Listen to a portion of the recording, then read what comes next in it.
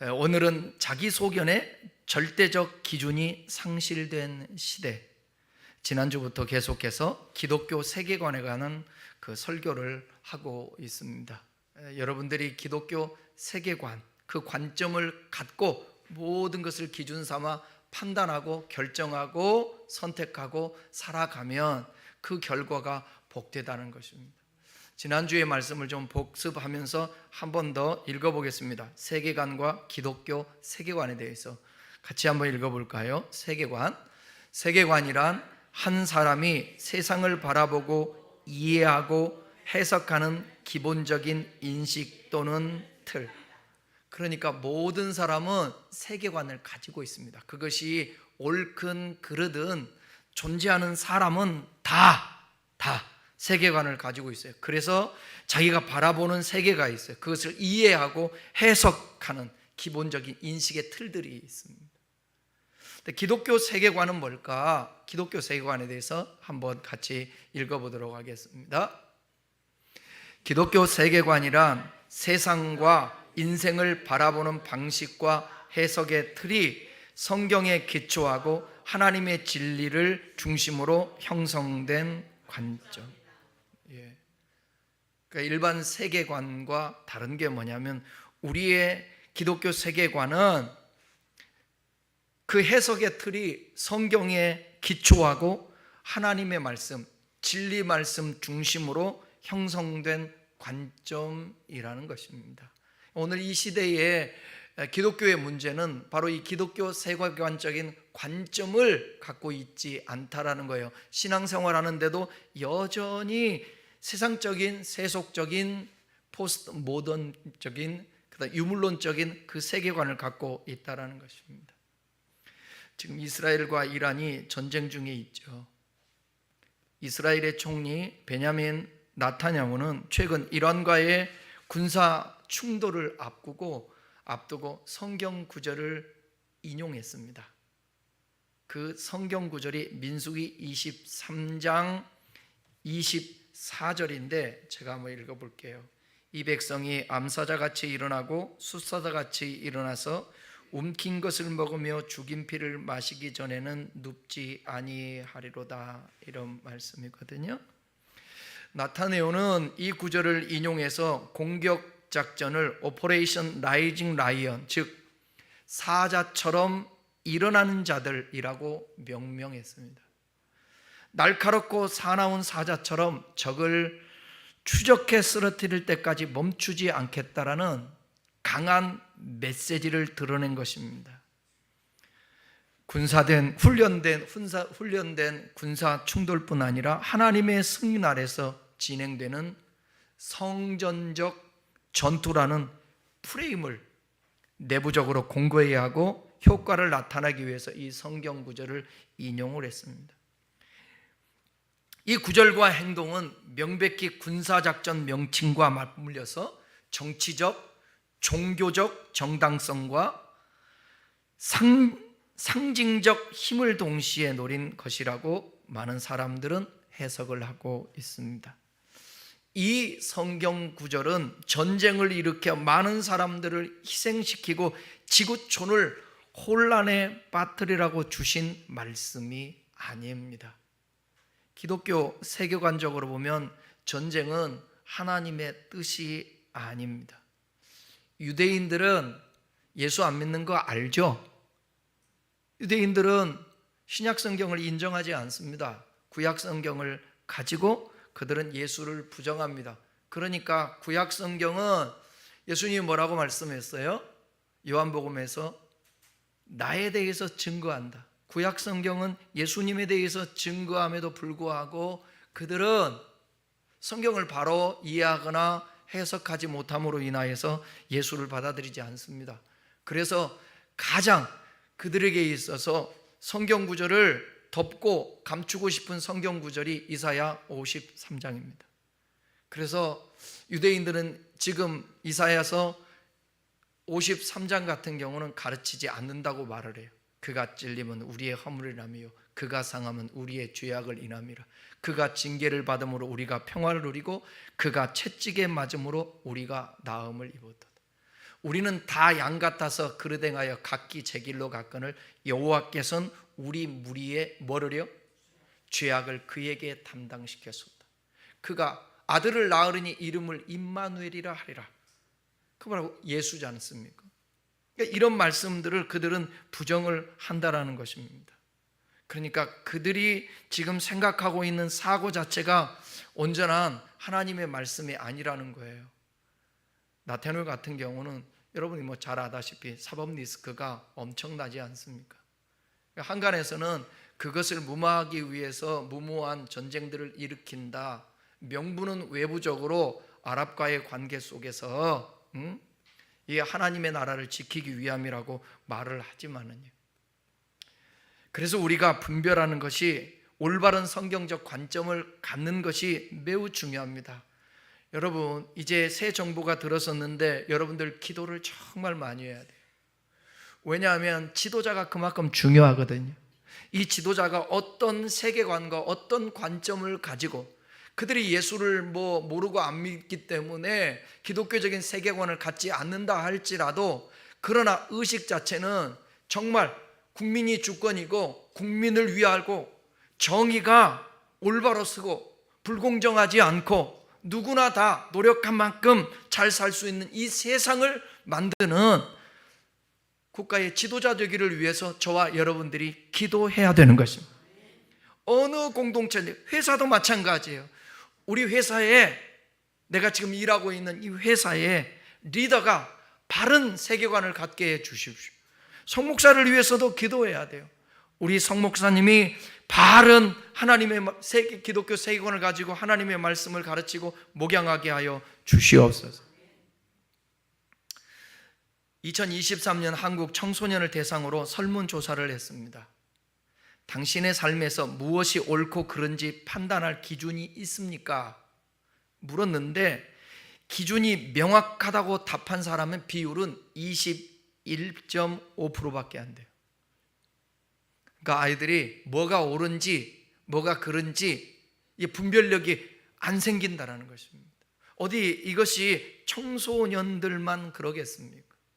그러니까 잘못된 관점이 형성되고 왜곡된 것들이 형성되고, 제가 확증 편향이라는 말 많이 쓰잖아요.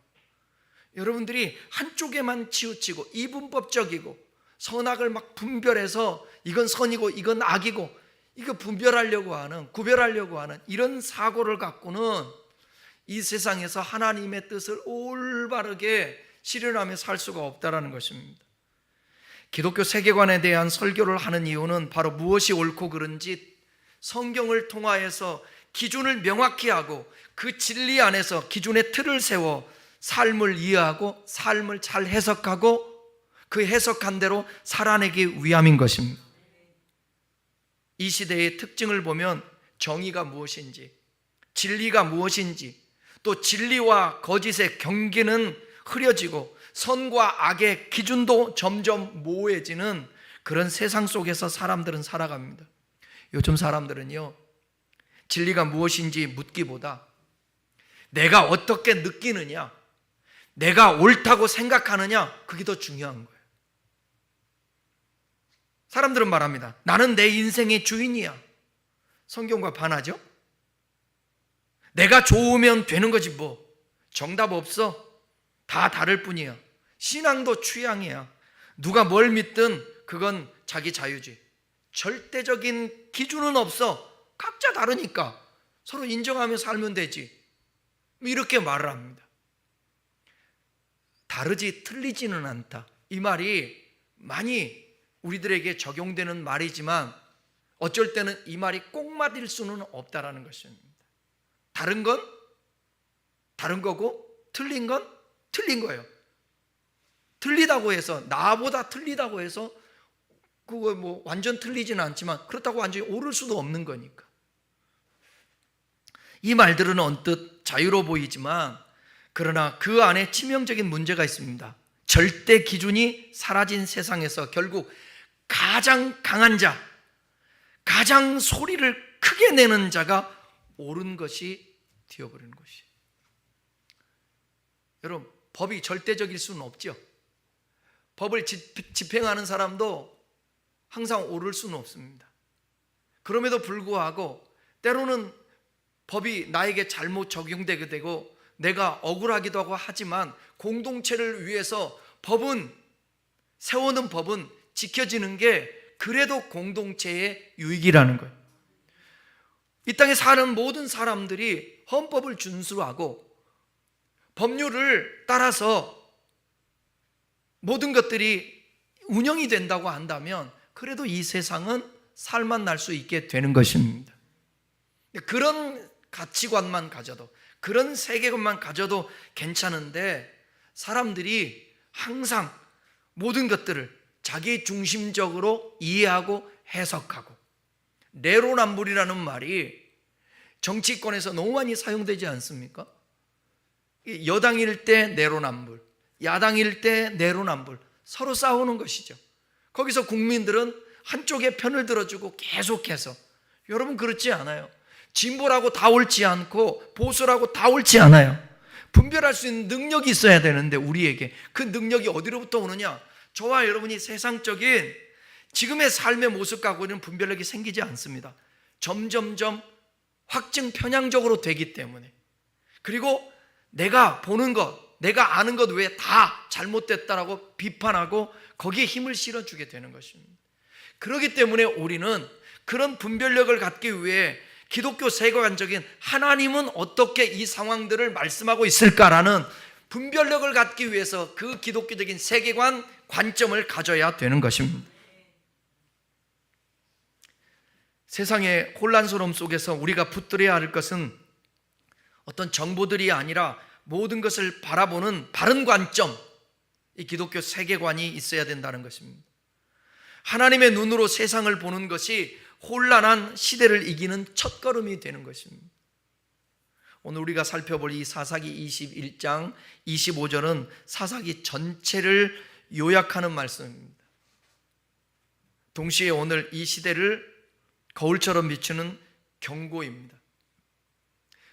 오늘 함께 읽은 이 본문이 앞에 제가 사사기 읽다 보니까 똑같은 본문 구절이 똑같이 나와요. 몇 절인가는 여러분들이 한번 사사기 읽으면 찾아보십시오. 한번 읽어보겠습니다. 다시 한번 시작. 그때에 이스라엘에 왕이 없으므로 사람이 각기 자기의 소견에 오른 대로 행하였더라. 이 말씀을 읽으면 우리는 질문을 해야 합니다. 왜 이렇게 되었을까?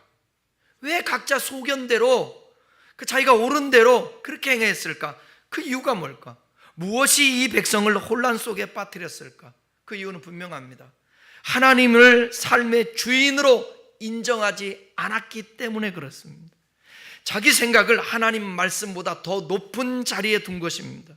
여기서 우리는 기독교 세계관의 본질을 다시 회복해야 된다는 거죠. 기독교 세계관이란 이 세상이 누구로 말미암아 창조되었다라는 거예요. 하나님으로. 하나님이 창조하셨습니다. 그런데 인간은 타락했습니다. 타락했지만 예수 그리스도를 통해 구속되었고 이제 우리는 모든 영역에서 하나님의 주권과 그 진리를 따라 살아야 한다는 그 믿음의 틀, 이것이 기독교 세계관입니다. 기독교 세계관은 단지 종교적 어떤 신념이 아니라 우리가 세상을 바라보는 방식이고 삶의 모든 영역, 가정, 직장, 정치, 문화, 교육 등에서 하나님의 주권과 진리의 그 통치를 갖다가 인정하면서 살아가는 방향성. 그러니까 이 방향성이 있는 사람들은 성경을 통하여서 성경을 토대로 이 방향성을 잡은 사람은 뭐든지 분별하면서 옳은 길을 갈 수 있다는 것입니다. 사사기 사람들은요, 하나님을 왕으로 인정하지 않았어요. 결국 자신이 왕이 돼서 스스로 옳다고 생각한 것을 기준으로 삼았습니다. 그 결과는 비극이었습니다. 그러니까 도덕이 붕괴됐어요. 공동체가 해체돼요. 하나님 없이 사는 삶은 언제나 황폐한 것을 보여주는 본문의 말씀인 것입니다. 그게 사사기의 결말이에요.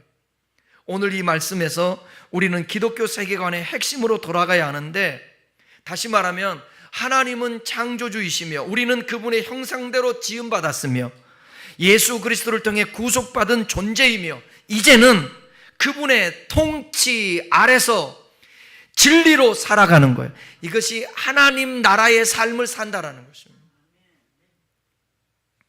주님이 처음에 오셔서 하신 일성이 회개하라 천국이 가까웠느니라. 하나님 나라, 하나님 주님이 통치하는 그 세계, 그게 하나님의 나라예요.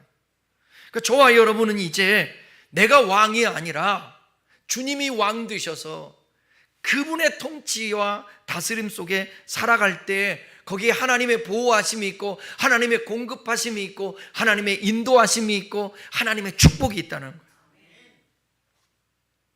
오늘 우리가 믿음으로 붙잡아야 할 질문은 이것입니다. 나는 내 소견대로 살고 있는가? 아니면 하나님의 말씀을 기준 삼아 살고 있는가? 본능대로 그냥 감각적으로 욕망으로 선택하고 반응하며 살아가고 있는가? 아니면 내 안에서 일어나는 욕망들, 그것이 죄가 될 수 있고 악이 될 수 있고, 그런데 하나님의 말씀을 기준으로 이렇게 살면 안 되고 이렇게 사고하면 안 되고 그러잖아요. 저는 지금까지 살아가는 삶에 나의 어떤 기준들이 세상적이고 내 뜻이고 분명히 있죠. 그럴 때는 이 속에서 하나님의 말씀을 아는 만큼, 그 기준을 이해하는 만큼 갈등이 생기는 거예요. 그러니까 사도 바울이 그런 갈등 같지 않습니까? 오라 나는 공고한 사람이로다. 이 사망의 몸에서 누가 나를 건져내려. 내 속에서 한 가지를 깨달았는데 나는 선을 행하기를 원하는데 악이 함께하고 있는 거예요. 이 두 가지 법이 자꾸 싸우고 있는 거예요. 그런데 계속해서 기독교 세계관적인 하나님의 말씀의 틀을 온전히 가지고 그 말씀을 깊이 묵상하고 살아내면, 그리고 성령이 충만하면 내 생각과 나를 다스리고 통치하려고 하는 그 모든 사상과 개념들이 하나님의 말씀을 통하여서 바뀌게 된다라는 거예요. 그리고 내 생각이 지배를 받을 수 있다는 것입니다. 이 질문을 갖고 오늘 말씀을 함께 묵상했으면 좋겠는데, 오늘 함께 읽었던 그 말씀 중에 본문에 보게 되면 그때에 이스라엘의 왕이 없으므로, 왕이 없다라는 것은 무엇을 의미할까?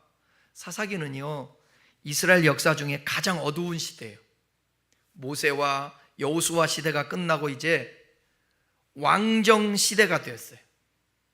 그 전에 하나님이 보내신 사사들이 이스라엘을 다스리던 그 시기입니다.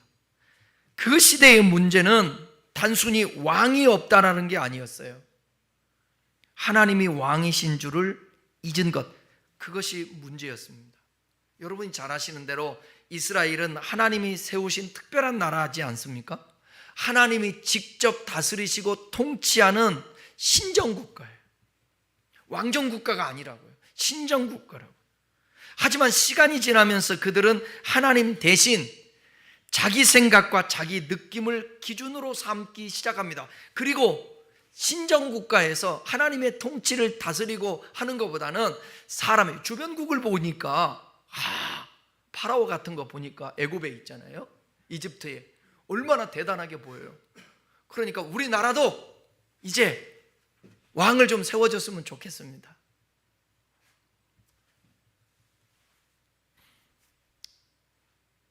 자기 생각과 자기 느낌을 기준으로 삼게 되면 이게 나한테 좋아 보여, 내가 생각하기엔 이게 옳아, 그 순간 하나님은 그들의 마음에서 왕이 아니었습니다.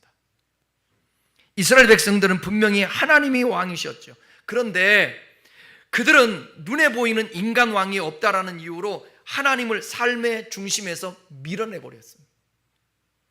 여기서 우리는 기독교 세계관의 출발점을 다시 붙잡아야 됩니다. 기독교 세계관의 핵심은 뭡니까? 하나님이 이 세상의 주인이시고 그분의 통치 안에 모든 것이 존재한다라는 진리입니다. 하나님을 왕으로 인정하지 않는다라는 것은 단지 신앙의 문제가 아니라 삶의 전반적인 구조가 무너진다라는 것입니다. 여러분, 오늘날로 얘기하면 하나님 없는 교육은 지식은 있어도 지혜가 없습니다. 하나님 없는 정치와 법은 정의를 말하지만 정의롭지가 않습니다. 하나님이 없는 문화는 감동은 줄 수 있어도 방향을 잃은 정서일 뿐입니다. 사사기의 비극은요, 단순히 왕이 없는 정치적 문제를 말하는 것이 아닙니다. 하나님을 잃어버린 인간이 어떻게 자기 생각을 절대화하고 그 결과 공동체가 무너지는 것을 보여주는 영적 진단인 것입니다. 또 이렇게 말하죠. 사람이 각기 자기 소견에 옳은 대로 행하였더라. 이 말은 겉보기에 자유롭고 아주 진보적인 것처럼 들리죠.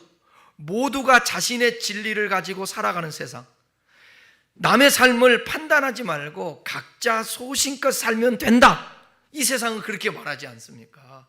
그럴듯하죠. 하지만 이 말은 절대 진리를 부정하는 것이고 곧 혼란의 시작입니다. 이게 포스트 모더니즘의 특징이죠.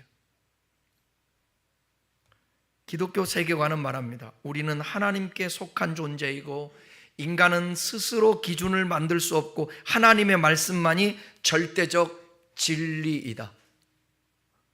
믿어요? 동의하죠? 근데 중요한 것은 뭐냐면 목사든 성도든 성경을 가까이 하지 않는다는 거예요.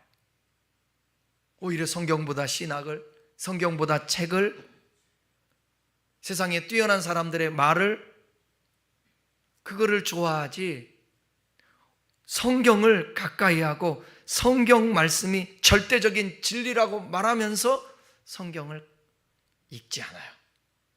연구하지 않고. 자기 소견에 옳은 대로라는 말은 결국 인간이 하나님 자리에 앉았다라는 것입니다.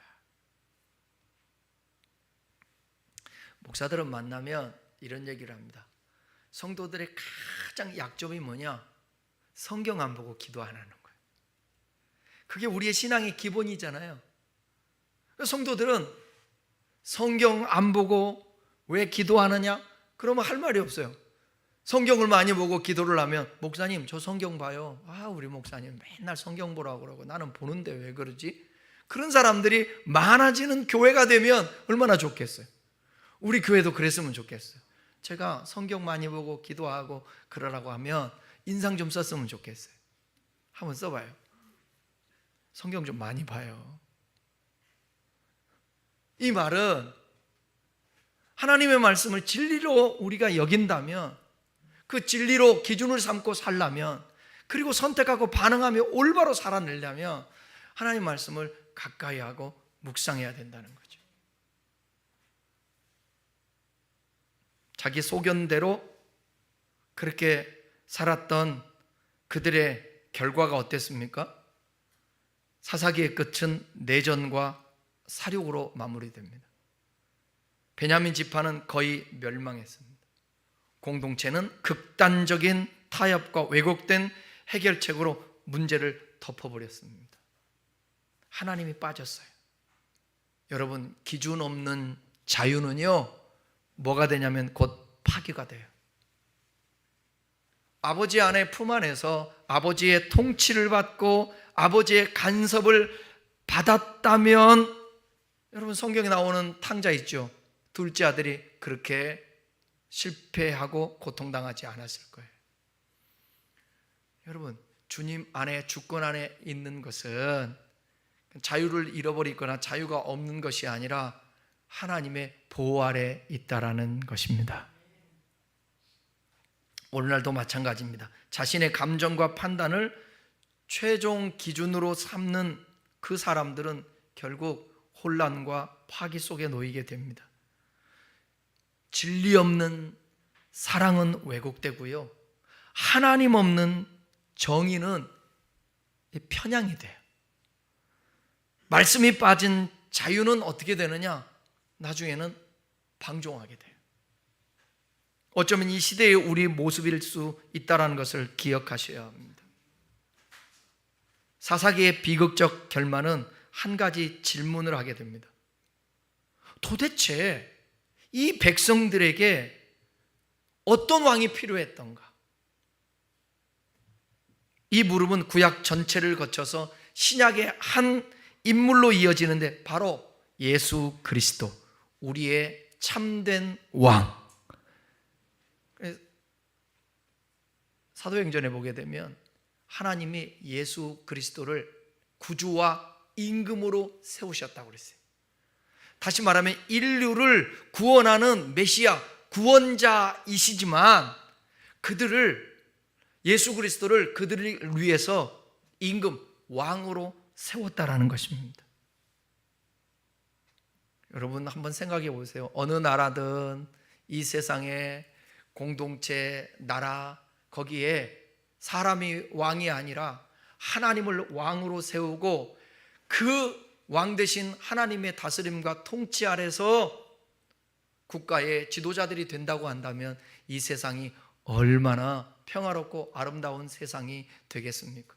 그것을 위해서 나라는 아니래도 우리가 속한 공동체 안에서 하나님 나라를 확장해 가는 우리의 삶이 되어야 된다는, 그러려면 기독교 세계관적으로 살아내야 된다는 거죠. 예수님은 단지 종교적 인물이 아닙니다. 우주의 창조자이시며 역사의 주관자이시며 지금 이 순간도 우리의 삶을 통치하는 왕이십니다. 기독교 세계관은 그리스도를 중심으로 모든 생각과 삶을 자기 소견에서 수정하는 거예요. 내 소견에서 하나님의 말씀으로, 뜻으로. 그분은 우리 교육 속에 계셔야 하고요, 우리의 경제, 윤리, 정치 속에서도 주인이 되어야 하고요, 우리의 일상과 관계, 가치관에 있어서도 기준이 되어야 합니다. 국회의원들 중에 정치인들이 정말 많아요. 정말 많아요. 법사위원장이 어떻게 지금 바뀌었습니까? 어떻게 했습니까? 법사위원장이 여러분 집사입니다. 민주당 여러분 그 대표했던 박찬대가 주일학교부터 율동을 하고 잘하는 집사입니다. 김기현 대표했던 그 국민의당 대표였던 분이 장로입니다. 신앙인들이 너무너무 많아요. 그들이 하나님의 말씀을 옷 입고 진짜 그분을 왕으로 모신다고 한다면 그들이 하는 정치 속에 평화가 있을 거예요. 하나됨이 있을 거라고. 그리스도께서 왕이 되시는 순간 우리는 더 이상 자기 소견대로 살지 않습니다. 그분의 말씀을 따라 그분의 뜻을 묻고 그분이 원하는 삶을 살아갑니다. 바로 이것이 기독교 세계관이 말하는 참된 인간의 길입니다. 하나님은 나의 왕이라고 하면서 자기 소견대로 결정하고 행했던 사람이 이 사사기 다음에 나오는 룻기에 등장합니다. 바로 사사 시대의 사람, 룻기에 처음으로 등장하는 사람 누구예요? 엘리멜렉입니다. 엘리멜렉은 무슨 뜻이죠? 엘리, 라바, 사박다니. 그래, 엘리, 하나님. 멜렉이라는 것은 히브리어로 왕. 그러니까 엘리멜렉은 여러분 잘 아시는 대로 하나님은 나의 왕이시다. 지금 엘리멜렉이 하나님은 나의 왕이시다라는 이름을 가지고 베들레헴에서 살고 있었습니다. 근데 그 시대가 어느 시대라고요? 사사시대. 그 시대가 어느 시대라고요? 사사시대인데 하나님이 없어. 그들이 하나님을 왕으로 여기지도 않아. 그리고 자기의 소견대로 행했던 시대. 그러니까 엘리멜렉 같은 경우도 이름만 하나님은 나의 왕이다 했지 그의 삶은 여전히 하나님을 잃어버린 삶. 그 증거가 뭐냐? 베들레헴에, 그가 살고 있는 베들레헴에 흉년이 들었어요. 베들레헴이 무슨 뜻이죠? 떡집이라는 뜻을 가지고 있습니다. 떡집에 흉년이 들었습니다. 하나님이 함께 하셨던 베들레헴에 흉년이 들었습니다. 그렇다면 이 흉년이 들은 이유가 있지 않았겠어요? 흉년을 맞은 사람들은 곧바로 행해야 될 게 뭐냐면 이 흉년을 피해서 도망가는 것이 아니라, 이 흉년을 피해서 먹을 것을 찾아가는 것이 아니라, 하나님 왜 이 민족의, 이 백성의, 이 동네에 이런 일이 일어났습니까? 묻는 것입니다. 여러분, 어떤 일을 만나면 피하려고 하고 먼저 해결하려고 하지 말고 이 문제가 왜 나에게 일어났는지 하나님 앞에 물어야 합니다. 그게 순서입니다. 엘리멜렉은 묻지를 않고 흉년을 피해서 모압 땅으로 이주를 했습니다. 자기 소견대로 한 거예요. 자기 생각대로. 그러니까 가장이 그렇게 결단하니까 그의 부인이 누구예요? 나오미 따라가야죠. 아들들도 따라가야죠. 따라갔습니다. 그런데 그 모압 땅에서 본인도 죽고 아들들도 죽고 말아요. 나오미가 깨닫죠. 그래서 다시 자기 고향 베들레헴으로 갑니다. 회개하죠. 나를 이제는 사람들이 보면서 조롱도 하고 돌아오고, 어떤 사람은 나오미 어떻게 됐어? 왜 혼자 와? 혼자가 아니지, 며느리하고 같이 왔지. 그런 조롱 속에서 이름을, 나를 나오미라고 하지 마. 뭐라고 부르라고 그랬어요? 마라가 무슨 뜻입니까? 쓴물. 나 인생 쓴 거 다 경험하고 왔어. 그런데 다시 고향 땅으로 오려고, 다시 하나님 앞에 오려고, 다시 하나님이 나의 삶에, 우리의 삶의 왕이라고, 진짜 엘리멜렉, 우리 남편의 이름대로 우리 삶의 왕이 주님이라 고향 땅으로 들어와 회개하는 마음으로 하나님이 그럴 때 회복을 시켜주시죠.